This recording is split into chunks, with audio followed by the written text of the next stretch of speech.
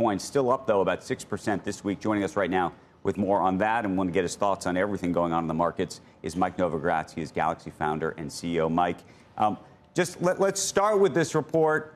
Let's start with all of the excitement / hype / I don't know what about the fact that not just BlackRock, but Fidelity and so many others have attempted, at least, or have applications in to try to get a Bitcoin ETF going. And the question is whether just because they're asking, is it going to be approved?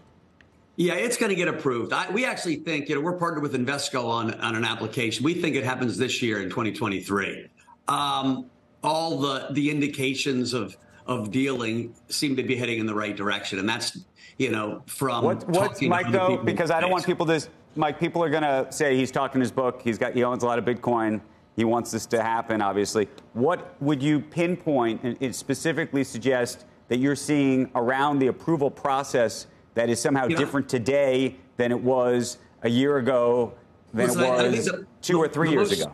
The most significant piece was the SEC lost in court, right? The judge had said, what are you talking about, SEC? You have a futures ETF and you're saying you can't have a cash ETF. That makes intellectually zero sense. And I think that put the SEC on the back foot. And I think Gensler needs a win. There's a tremendous amount of pressure to do something that is rational. The American public wants this. BlackRock, who's the largest asset manager in the world, is out publicly saying we're going to get this done. And it's, I can't talk specific about conversations our guys are having, and, that's on the Invesco side.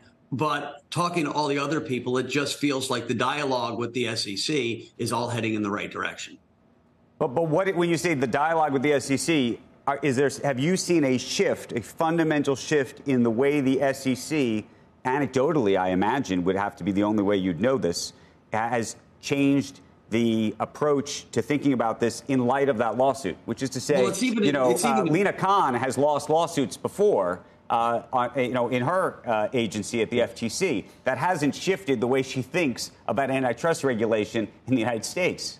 Yeah, just the public filings back and forth and the comments you're reading online, the people's comments are much more constructive. And when you go to the comment period, what they're asking about all seems much more specific than general.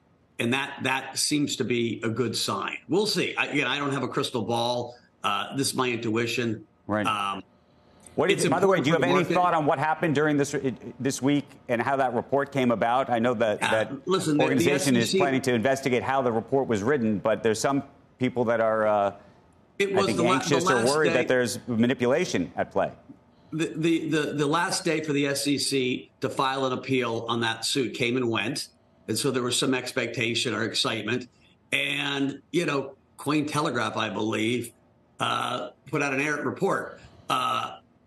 We were sitting on our desk thinking, I don't think Cointelegraph is going to be the person who breaks, this story. I think the SEC probably has other sources if they want to break a story.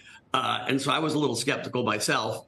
What it does tell you is the market will head higher on any positive news, right? You're going to have Invesco's Salesforce, BlackRock Salesforce, Cathie Wood's Salesforce, Fidelity Salesforce, all out selling Bitcoin. And Bitcoin has always been an instrument that is sold, not bought, right? It's getting people in the first time, explaining to them what it is.